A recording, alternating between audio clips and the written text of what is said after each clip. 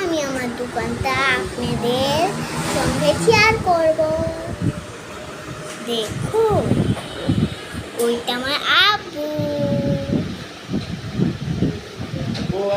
আমার পিচ্চি বোনটা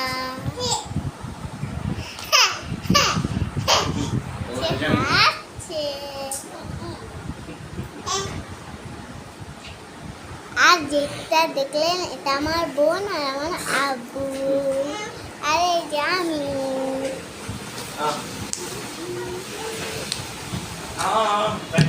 আমি আমার আত্মীয় স্বজন থেকে আমার মাকে বেশি ভালোবাসি।